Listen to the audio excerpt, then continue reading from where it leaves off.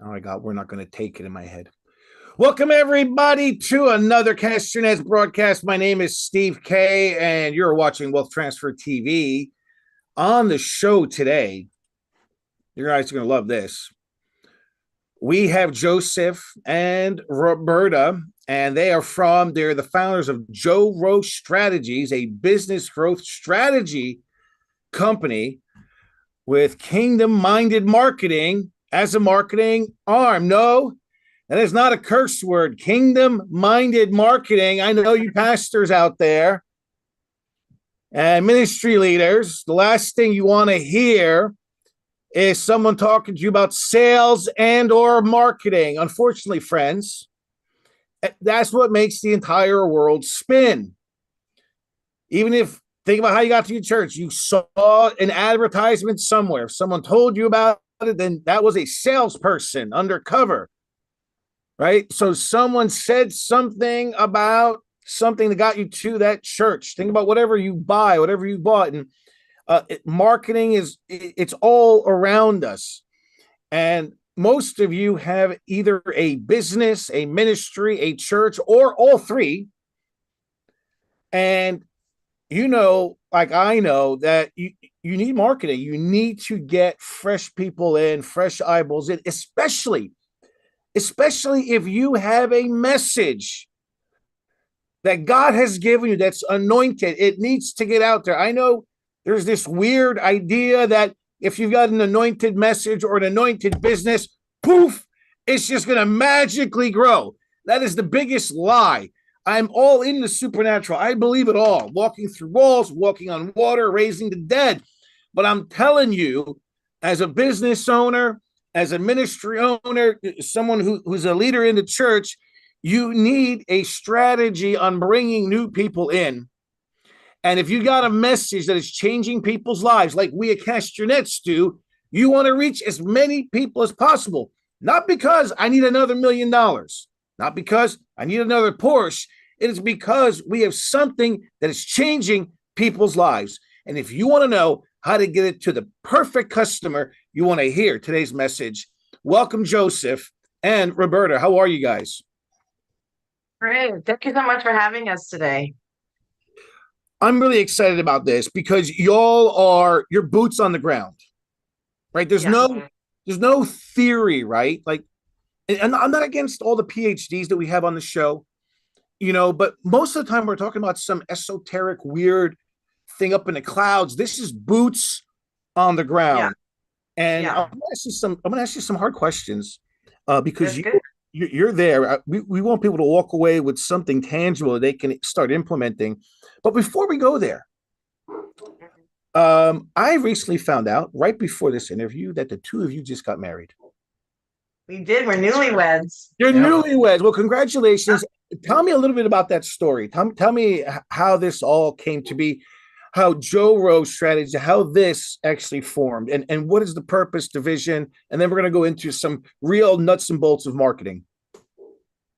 Sure. So JoRo is Joseph and Roberta. It kind of formed out of our wedding. It's just like Brangelina. Yeah, like Brangelina for Christians. So Joseph and I met 6 months before his wife Carla died, and And that was February of last year, very early last year. maybe you can tell a little bit about the year that you had. Yeah, so last year was the worst year of my life on record. I hope I don't have a worse year. And so my wife got sick in February. Or January, passed in February. Um, Devastating. And then on top of that, on the heels of that, I found out that my mom had a serious cancer was really coming after her. And so she ended up dying from cancer in June. And then my dad died suddenly, about less than 6 months later in November. So literally today, November 16th, That's right. marks 1 year It's today. since my dad died. It's that anniversary. Wow. And so it was the worst year of my life on record. It was the Job story, really. I mean, a lot of people compare it to that. Yeah, I think Job would have traded places with me, honestly. But anyway, it was pretty bad. So I mean, God showed up after a couple months after my wife passed, and so I had grace, and I was, being strengthened by the Lord and comforted. But I don't know what would have happened to me if my dad had passed and Roberta hadn't shown up in my life. And so we started dating towards the end of the year. And then within a few months, we were engaged. And a few months later, we were married. But And it's been a whirlwind so the far. best story about that was 6 months before this all happened. God has been giving me access. And for some reason, I get into places that I have no business being in. So it was an all pastors meeting for a big Christian concert that was coming into town, the top floor of the tallest building here in Virginia Beach. And it was run by one of the most powerful ministries in town. All right, so for the record, friends, because y'all hammer me on this all the time because I talk about BlackRock and Bitcoin, but she went in illegally to a pastor's conference and she wasn't even a pastor. Okay, I swear. I mean, she didn't break laws, but she wasn't a pastor. I got invited. I invited myself, and they said, "Sure, come in." Why? Because I was in radio, and they wanted marketing. Right? They needed marketing because they were bringing this big Christian concert in town, and they needed the word out. Right? So who do you go to? You go to the people that are in radio, TV, media. So I have 25 years in that realm. And you went to the Connecticut School of Broadcasting, correct?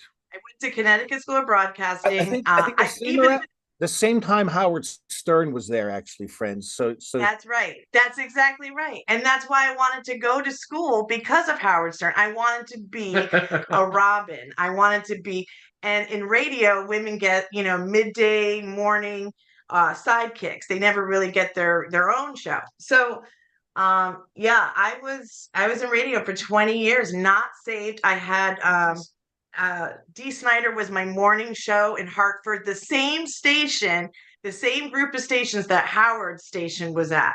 So I was there late 90s, early 2000s. I was a stutterer when I was young, couldn't even speak. So I didn't talk until about 10 years old. My brother was a Christian. He got saved. He started praying for me, then I get radically saved. I've only been a Christian for about 10 years. So back to the tallest building in Virginia Beach, I get access to this meeting. I go in and I'm like, my friend who was there, she said, "Roberta, this is Joseph. He's a pastor out of Morningstar. He was on the stage with Lance Wallnau, and there were some mixed up details in that story, but yeah. When she was told. She kind of said, anyway, so I said, "Oh, I love Morningstar. I had some church hurt. I was just becoming a Christian."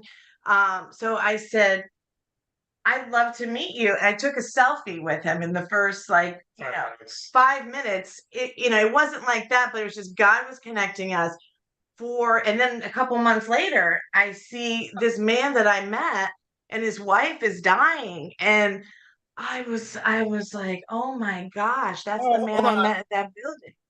I gotta ask Joseph, when you just met this stranger who snuck into a pastor's conference and now she's taking selfies with you, do you think, I'd be like, is it this lady's a stalker or something? Like I find it strange that you just, go ahead, selfie, nothing occurred to you. You're just like, okay, strange lady, come on, take a picture with me. All right. Yeah, we didn't really. I didn't really think anything of. I mean, it's like that. It was. I remember thinking I think she got the impression that I was like some bigwig in the church or something, and I'm like, I don't know what's going on in her head, but we'll take the picture, whatever. Yeah, I'm not going to correct that wrong assumption. Let's just roll with it. People think anything about you when you put on a sports jacket. Yeah, I agree. Yeah, I agree. Janice England, our own Janice England says, if I need to impress someone or I need credibility, she's like, perhaps you should wear a blazer or a collared shirt. So every now and then I'm introduced. Every now and then a friend of mine will introduce me as Dr. Joseph, and I'm like, I think I just got a doctorate because I was wearing the sports jacket. Where's your sports jacket today? You should have the sports jacket on. So coming from that rock radio background, Dee Snider being my morning show in Connecticut, with Twisted Sister, such demonic stuff, to being radically saved, I'm still in rock radio. God brought me down here to work in rock radio, but here I became just so excited about Jesus. All I wanted to know was people that love Jesus and how I could bring my experience to help ministries now. All right, I don't want to step over something amazing you just said. You said, and we can go back to the videotape, but you said, God brought me here to rock radio. I say, hallelujah. Thank you, Jesus. Because light belongs in the darkness. What a concept. All right. Yeah. So anyway, let's continue. Where are we going? Now that I found now that you guys find each other, you go through just three of the closest people in your life, I would imagine: your wife, your mother, your father, in 1 year. And in the midst of this, the Lord brings this amazing woman, Roberta, to you. And at what point? Because it's a little weird. You got a rock radio chick with a pastor dude, hanging, Morning Star, Lance Wallnau. How does JoRo Strategies show up? Like what is that? How does that happen? It could seem for some people like completely the other side. How did this happen? We just felt like I started feeling, I don't know, probably in those first 6 months that we were together. I think we were only dating 6 months. But just around that time, I was like, I really feel like we're supposed to start a business together, and I don't know what kind, but and I wasn't in a rush to do anything because both of last year and then new relationship and planning a wedding and stuff. But her background was in I love marketing. I've always loved marketing and business. And I have I have a special place in my heart for business owners. We even we're planning to launch a Christian Chamber of Commerce next year, probably around second quarter. We're going to start doing that. But we just had a heart for business, and then she was from the world of marketing and radio, and so I was like, I really feel like this is what we're supposed to be doing. And then we started getting prophetic words about it, and people just coming up to us and prophesying, like telling us, I've held this for 3 or 4 weeks, but I feel like I'm supposed to tell you now. And it was the perfect time because it's right after we're like, okay, we're starting a marketing company, we're doing this, we're doing that. And so we just saw the hand of the Lord in it, that it wasn't just like a good idea. Because anybody and their cousin can say, I want to do marketing. Right. But I don't want to do anything unless I'm doing it on assignment, from the Lord. Agreed. So, amen. That's another key thing. That's how we roll here. We do things because we're on assignment, not because we're bored or we want to make a lot of money. It's because we're on assignment. Yeah. Yeah. Not that you wanted to do that. No. And it was like me shaking and being like, yes, we have to do this. We're called to do this. Kudos to you, Joseph, because that's the paradigm shift, going from pastor, pulpit preacher to I'm now selling marketing services on the radio and Facebook and all that stuff.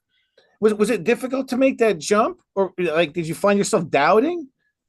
No, it really wasn't. I remember when we closed our church and we were down at a Morning Star retreat, and one of my pastor friends, we were sitting on the porch with all these pastors, and it was like they'll do like these prophetic councils where people will prophesy. And I had so many pastors just giving us prophetic words about the season we were in. And someone told me, she said, make sure if you start a church again, that you don't do it too soon, because if you do, you'll do it the same way, with the same people and the same thinking.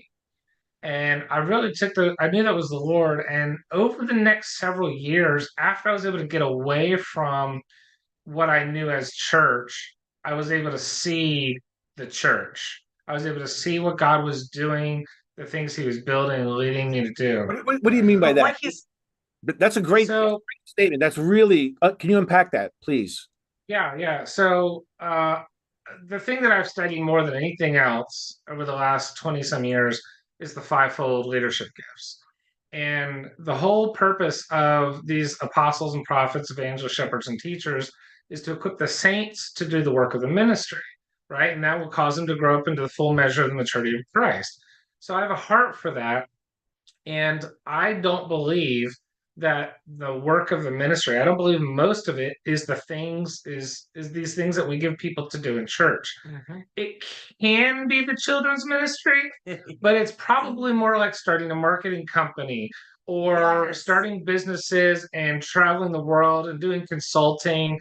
And I Hold it. believe that even the funding that God wants to do in our lives, the way He wants to fund our mission, comes out of us stepping into our assignments rather than just tithing. Yeah. Hold on, give me a moment to cry here. I'm telling you, this is why I fell in love with this man. Are you telling me that me running a business, me working at the radio, maybe managing rock bands could be an assignment which the Bible says is a ministry, and the church, the apostles, pastors, you're supposed to equip these people to do that? Are you telling me that? That's what I'm telling you. I'm Where have telling you you not been? only Where have you been, dude? Where have you been? I know, he's great. Wow. I'm not just telling you that you have permission to do it. I'm telling you that you have been sent to do it.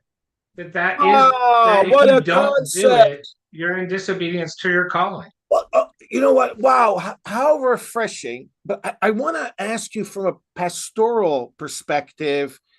Yeah. Maybe you're different, but I have found that most pastors just aren't equipped to equip the saints for the work of their ministry the way you just explained it. They don't know what to do with a guy like me or a person or a gal like Roberta. Like the first, like, you must renounce, burn all your albums. That's the first thing. But like, as opposed to, okay, how can you be light in such a dark area? Did you find it difficult as a pastor knowing how to support these individuals in your church? And if not, what can you advise those pastors listening who have those people in their church? Yeah. You know, it takes all five to equip the saints to do the work of the ministry. So a shepherd is not going to be able to fully equip their people. Even apostles not going to be able to fully equip. It takes all five, but it takes a different, it's not just a different like gift, it's a whole different perspective and approach, a whole different environment.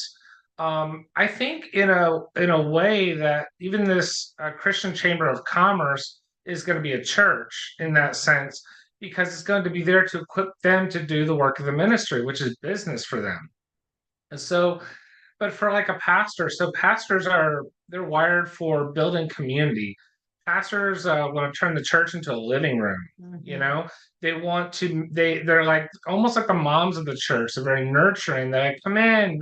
Like, I mean, when I walk into a church that's led by a shepherd, a true shepherd, I feel like I walked into somebody's home, and I feel comfortable and happy and welcome and warm and cared for.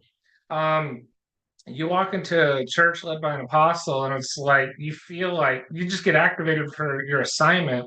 And obviously all these gifts need to come together in some form or fashion. And there are ways to do that. And there's not much consulting for that, but that's my heart. But even shepherds, like, part of their role is to just pastor people out in the field. Like, when was the last time your pastor left the church and went to your job and said, "Hey, let me, tell me about what you do and what's going on in this environment, and let me share with you how to do relationships and nurture people and teach you how to pastor the people that you're working with every day." They might be called a heretic and accused of apostasy if they do that. Actually go out It'll on be the fun. street and meet someone there. Like, you're not going to die, man. It's going to be okay. Well, you Wow. said it. I mean, light belongs in the darkness. We've got to be salt and light in the world. And, Jesus said, I want you to be in the world, but not of it. We're like, well, we'll just not go in it, Right. and we'll accomplish it that way. Right. But I think the way that, sin has worked like 11. It's worked into all the institutions. It's worked into how we do business and how we think and our business dealings and how we build our practices and how we handle the money. But if we work the kingdom into these institutions through the saints, we'll work the sin right out of it. That's how you create a reformation. That's good.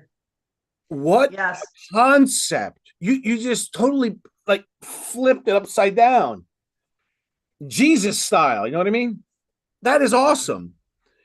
Second time I saw Joseph speak, he was speaking at a group here, and it was like a lunchtime business group. And it was a couple months after I met you on the top floor. And I was just a spectator, not taking a picture of you, right? And he was speaking directly to me that I'm in a rock radio station with so much demonic stuff around, so many mean people that hate Jesus. I mean, even coming near me sometimes, they just were filled up. Like, I don't know why I don't like this woman, but I just don't like her. But you were encouraging because he was speaking on what were you talking on that day? Essentially marketplace ministry, and telling us that exact message. So it was so encouraging that we could go back. And you know what started changing? The types of businesses that I started getting on the air, this type of business, the messaging started changing, right? So that's how we're able to impact everywhere that we are. The people that are going to disciple nations are not the pastors, it's the people in the pews. It's those people that go out, start businesses, create art. They move to Hollywood, they start making films. I mean, these are the people that are going to transform culture. Wow. Wow. Like, we should have you come in and do like a whole series on, how to engage. Just that testimony that you heard him speak, Roberta, right? And that you went back in and suddenly the messaging changes, the types of companies that are coming into advertising are changing. If people can grab a hold of that, like what a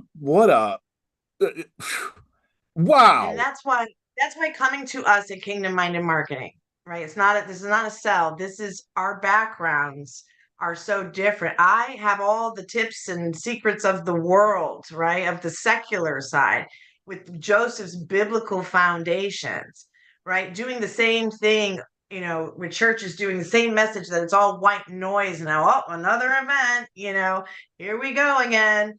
Exactly. To be different. It is, and it uses some weird Christian language that just a real small niche understands. And don't get me started. I know I'm preaching to the choir here. Now, friends, in case you think, well, who are these people really? Well, I'll tell you who they are. They've worked with Papa John's, Regent University, Area 51, and here's some other clients they've worked with, y'all. And so they are legit. They are the real deal. And let's get into the nuts and bolts of marketing now that we've thoroughly established that it's okay. It is okay. It is. It's necessary. It's necessary. Where do you start? You have to start like a pyramid. And how much revenue do you want to make this year? I mean, you don't have to tell me that answer, right? But if you say you want to get to $1 million, right? If you want to, with your business, with your ministry, you want to grow $1 million, you need to take 10% of that. Just think of it like tithing, right? Your 10%. You need to take 10% of it and put it back into marketing. I don't care how or where or what you do with it, but you have to reach the right people at the right time, right? Wherever they are. Doesn't have to be radio or TV or billboards. It all works together.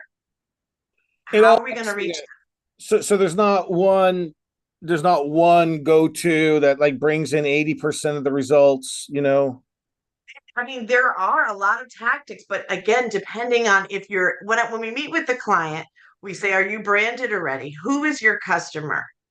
Who is your client? And now who do you want to go after? Where do they live? We do a complete a complete dialysis. What do I say? Diagnosis. Yeah, so we just go in and we interview. I mean, you have to. The Bible says, bringing the Bible to business. The Bible says that if you answer a person before you've actually listened to them, that's folly and shame. So, we just go and we spend a lot of time just asking questions, trying to understand their business, understand their goals, understand their metrics. What are they doing? What's, so we just go and ask all these questions, and then we can kind of figure out what tools we need to use to build a strategy, a campaign around their needs, around their goals, what they're trying to do. Yeah. Because we've got access to, I mean, like mind-blowing tools. But some of these mind-blowing tools are going to be no good for this customer. They'll be perfect for this one, but because this one has different goals, they're in a different industry, it's not going to help them. So you have to have a completely different campaign. So that's the approach that we take just getting started with them. I'd love to have one of your customers, one of your Cast Your Nets people that have a business to do a show with us, and we would do it live with them to go over where their business might, if they'd be open to it. It was just an idea. I volunteer. Cast Your Nets Ministries is a church, but our focus is on helping folks grow their retirement savings and investments in alternative ways. So our primary audience, our avatar, they're over 40, probably 50 years old or older, so maybe 40. They're thinking about retirement. They have an IRA or 401k, or they're Christians who there's a large population of Christians in America, whether you see it in Virginia Beach or not, who aren't bankable. They come from foreign countries, a lot of South American countries, and they look for investments. And they don't have these traditional ways of getting there. And we provide that for them, and we provide a source of revenue for churches. I would love to be a guinea pig. I really would. Yeah. Is that okay, or do you want some more normal? Yeah, I think that we've already dug into this a little bit. I mean, so I don't know if radio and TV is that yet, because you need to be branded more. So people need to hear Cast Your Nets and know exactly what you are. That's when we get to radio. But I have a graph that's like a basketball graph that brings all the players down to the end result. We want them to get to the website, right? Yeah, I have it here. Hold on. Let me share my screen. Here it is. It's right here. Yeah. You all see this, right? Oh, yeah. Oh, this is the basketball graph, right? Yeah. This is the one you're talking about. Go ahead. What's your team? I mean, it really doesn't matter where you get there, but let's pick the right side. We're the right side. Okay. So we want to get you to your website. That's the goal. How are we going to get you there? And then get the customer there. And who is the customer? He just told us. And how are we going to get there? Yeah. So some of that, there's tools like Geo Fencing that we use where we can. What is that target? So it's Geo Fencing. It's all digital. It's how to get to this phone, right? Because this is people's lives now, right? And to get them at the right time with the right message. When we're talking about something and then all of a sudden it's up on your phone, it's in your social media, and you said they're listening, right? Using these tactics, we're able to actually do just that. And we follow people. A geofence is certain churches that you want to hit in town, events. We just went to the 48th annual prayer breakfast, which had about 1,000 people in the area, all leaders, business owners. So we would draw a digital fence around that. We have a time machine that we can go back in time. Like, think of Back to the Future. Like, we're going to ride with Marty McFly back in time 6 months to a year, and we can capture your competitors by drawing a geo fence around it, a digital fence around it. If you can. So let me say it this way. So we have a potential client we've been talking with, and they told us that their customers, they sell a particular type of product, and their customers, or people they want to be their customers, they're traveling like hour and a half into North Carolina for this product when they could get it right here. So by geofencing, what we do is every time they walk into the competitor's store, an ad pops up on their phone for our client. It And so says they go, oh, get out yeah, of there now. I'll give you $100. And they yeah, Right. You have to have a good offer. right. So it geofencing isn't just looking at that spot and everybody that comes there from today forward. We can actually look back at everybody who's been there over the last 6 months. And so we can start targeting them, popping up ads on their phone. We can put ads on your TV, like when you're watching Roku and you hit the pause button, and an ad pops up. I mean, we see it when we're sitting here at night. Um, I mean, the things that we can do, the tools that we have access to is mind blowing. And so something like geofencing, it's perfect for some clients, but not for others. And so it's all about interviewing, getting to know them, their goals, how their industry works. So they kind of teach us that, and then we teach them how they're going to do marketing that's actually going to be effective. All right, so let's take it back. Let's go back to more foundational stuff. So prior to whoever, whether it's me or a church or ministry or business, before they come to you, they need to know what? They need to know who their avatar is, who their customer is, and how niche do we have to be for that? Like how age specific, how detailed do you need to be with this? I think the best way to say it is the more specific you are, the more targeted we can be. Yeah. So it's not that we can't help you if you don't know a whole lot. And because of our understanding background with business, we can help people kind of figure out some of that just by asking a lot of questions. Because a lot of times people, especially newer business owners, that they've got a product, they've got a service, but maybe they're brand new to business. They've never really done it before or thought about it much. They just need to ask themselves the right questions. And then as they do that, they'll know the answer. And if they don't know the answer, we can help them find it. Yeah. Agreed. Um, I I think knowing who your customer is, you know, what's their education level like? What do they believe? Are they Christian? Are they Muslim? Do they believe in Buddhism? All these things, really, that's how you're going to market, right? You're not going to market Jesus. Maybe you are, but to a Muslim, you're not. You're going to market, halal food, not blessed with holy water by Pope Francis. They don't really give a rip, right? They may even not want to go there. So getting accurate information about one of the pitfalls that I see that entrepreneurs have, or people who have a product to promote, is they love their product so much and they know so much about it. They believe, well, it's good for everybody. And in marketing, that's a bad thing, right? That's right. It may be good for everybody, but let's talk about how it's good for single moms. Let's talk about how it's good for the Hispanic community, right? Let's talk about that. So it's better to say, okay, it's good for everybody, but who specifically? Narrowing it down. Right. Cast your nets. I talk about this all the time. It's like radio and TV and billboards and mailers are good, but it's like throwing a net out. It's like casting a net out to this big sea of fish, and who's going to bite, right? But if you narrow that down, you get very specific, there's targeted ways to do it. And business owners are afraid, right? They put all their money into their business and they believe God is going to move that needle for them.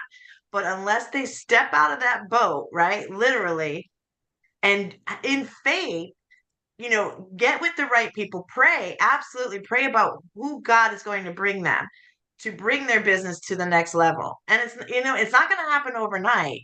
It's a partnership, but we get to know their business and their ministry, and we're invested in it because their success is our foundation of our business, And the less specific you are with your customer and your approach, the more money you waste. Yeah. Agreed. true. My my sons. I take my sons fishing. It's either on a boat or we go to rivers, and I equate this to kind of like fishing. You have to one know what kind of fish you're fishing for. And the type of fish you're fishing for will determine the bait you're going to use, the language, the images. It also determines where you're going to go fish. Am I going to go in the open ocean? Am I going to go from the sand? Am I going to go from a pier? And then what kind of rod and reel am I going to use to bring them in? So knowing what fish you're going to go fish for is very important, as opposed to the net approach, like you mentioned, where you can get all sorts of fish and maybe not the one you really want. And that is the biggest waste of money, the biggest waste of money in terms of marketing dollars. So knowing, and I hate equipping or equating people to fish, but I guess Jesus did the same. Or he did worse. He called them sheep. That's far worse. Having sheep on my farm, I can tell you, being called sheep is not a compliment. It's really not. It's pretty bad. So knowing what you're fishing, what you're fishing for is very, very important. And that's the first part. And then, because if I look at this basketball diagram, Mm-hmm. if I'm not in marketing, I'm overwhelmed. Where's the ball go? Where's the arrow go? Right. But but if I come to you knowing, if I come to JoRo, I come to you guys knowing what fish I'm looking to catch, you're going to say, well, here's the best bait, here's where they are, and here's where we're going to get them. Yeah, And we need to know their expectation too. How many people that they're looking, so again, start with the top of, if you're looking at a pyramid, start with the top. How much money do you want to make this year? Yeah. It's very important. Where's your business going? Then we do 10% on all marketing. That's including website, how people see you, your flyers, everything. Everything is marketing now, right? So you need 10% of that. You're talking $100,000 if you want to grow by $1 million. It's 10%. So you take that $100,000 and we map it out over the year where we're going to start. Maybe we start with the Geo Fencing. We get them to your website. Now, what does your website look like? What does the messaging look like? Right? What's the process? How are you following up with them once they get there? Because only 8 to 10% of people do what we want when they get to that website. So you have that chance, but then we follow them again for 30 days with messaging. There's all different types of things to do. It would be overwhelming. No one could do it on their own. Well, that's the whole thing is, if you're finding this overwhelming, this is where this wonderful couple will help you, right? All you need to know is what fish you're fishing for, what fish you want to catch, and how many do you want to catch, and how much money you want to make. Right. So you want to make 50 million, a million, 50,000. They're going to show you how to scale it, and they're going to help you not waste marketing dollars by casting a wide net. You get all sorts of garbage coming in on the net, but if you're going tuna fishing, well, then it's a whole different story. You don't want to sit in the stream in the backyard. You got to get on the boat. You got to get in the open water. You got to get in the ocean in specific places. And that's where JoRo will come in and help you guys. And if you're interested, you click the link there and you can email them directly. You click that link below underneath the video and you can contact them directly. And you'll email you what they do, a phone call, a Zoom call, you do a discovery call with them when they contact you. How does that work? Usually we, depending on where they are, we'll go out to their business if they're here locally. Or just do a Zoom call or something. Zoom call, yeah. So probably about 20 minutes. Then we would come back if we had any other questions and present a plan. First, we need to find out a budget and where they need to go. Yeah, budget and goals. How do people? But we do it all. Well, how do people determine a budget? That's like the other thing. We spend a ton of money in marketing. I'm always asked, "What's the budget?" I'm like, I don't know. What can we do? How do people determine that? how much revenue do you want to grow this year? So it Okay, really but it really starts with how much you want to grow, Yeah. but they need to also have the business sense. So if someone says they want to go from 10,000 a year to 10 million a year, we're going to say you're probably not going to do that. Right. Not only do you not have the revenue for that right now, so we're not going to build them a plan for that. But like one of our clients recently, uh, they were telling us, well, they want to go from 1 million to 2 million Right. in service. And I'm like, okay, well, how many techs do you have now? How many are you going to have to hire for that? Are you going to have to double it? No, we're going to do this. Okay. So there's other decisions that they're going to have to make. And that's all part of the conversation that we're having with them when we're advising on marketing. So Marketing is sales, is revenue. yeah, this is actually even beyond marketing because you're helping them.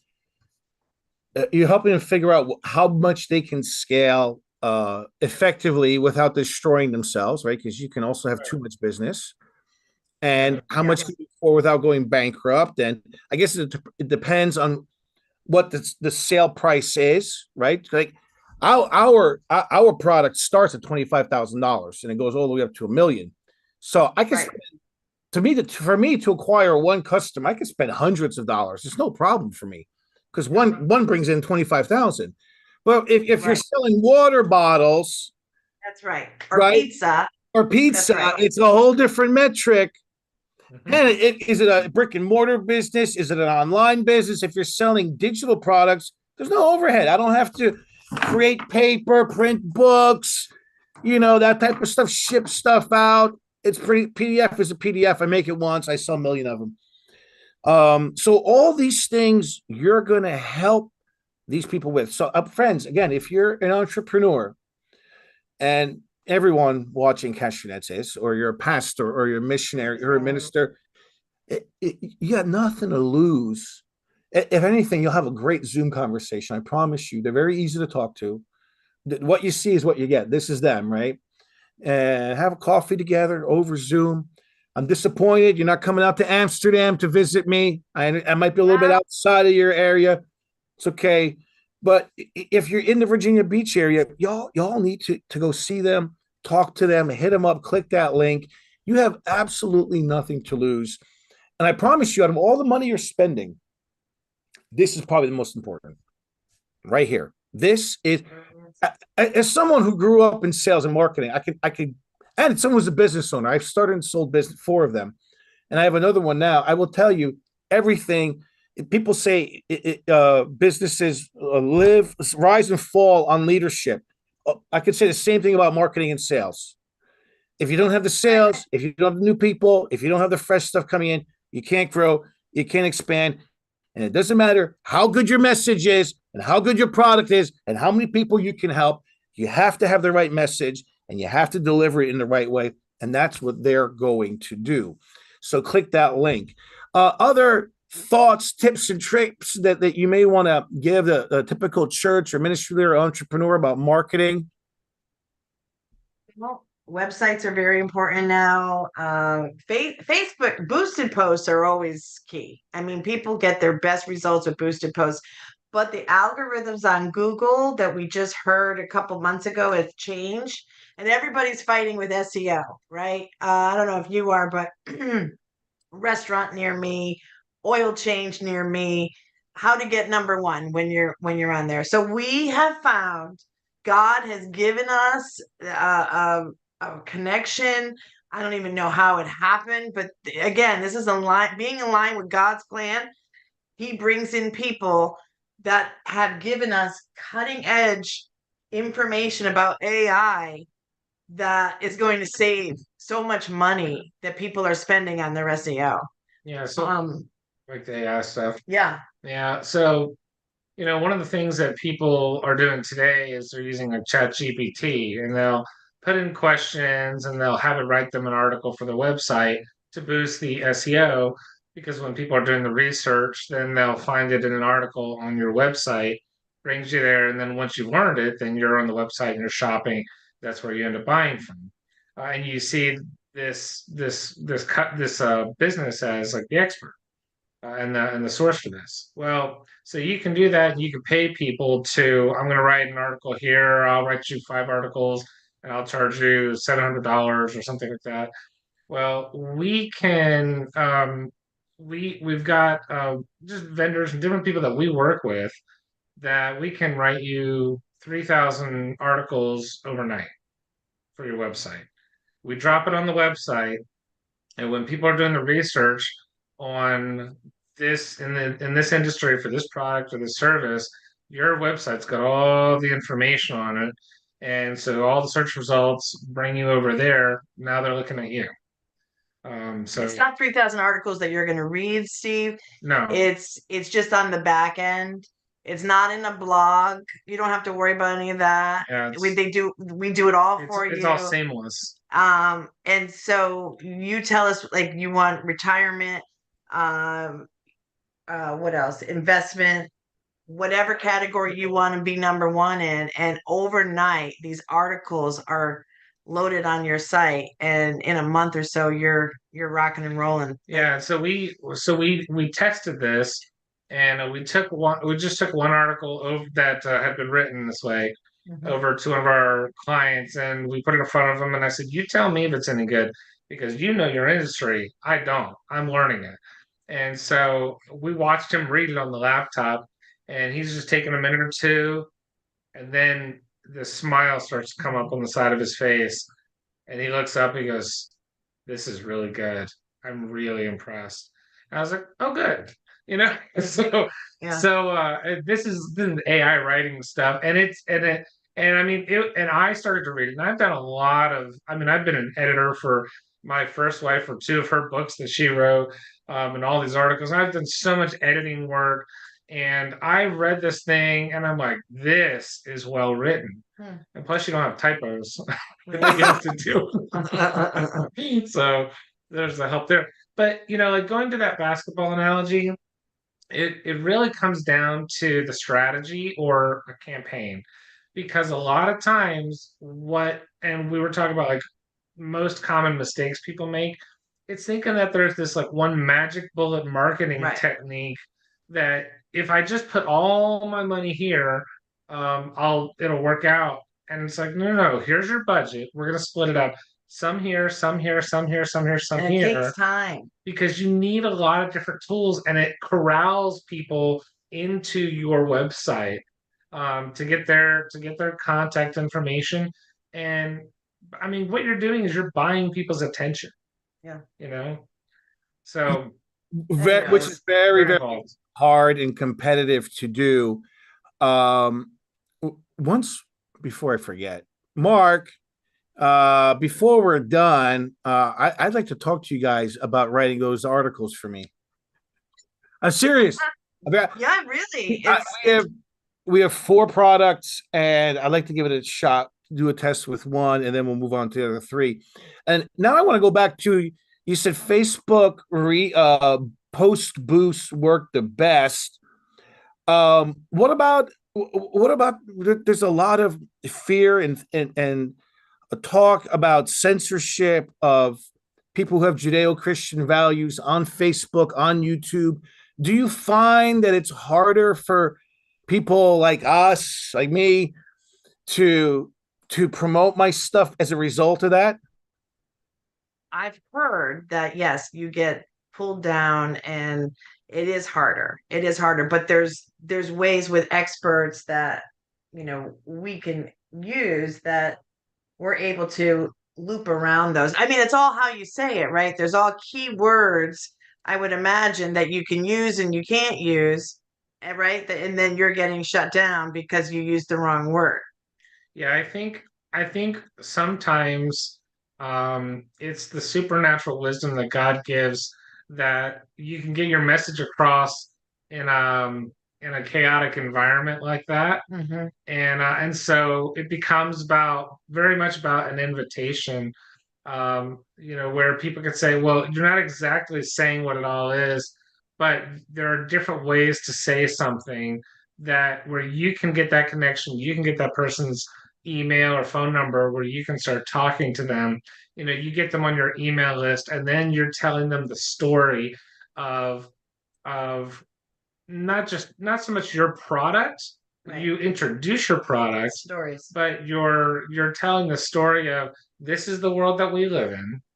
This is the situation. This is where it's going. This is the role that God's called your customer to play, and you're here to help them.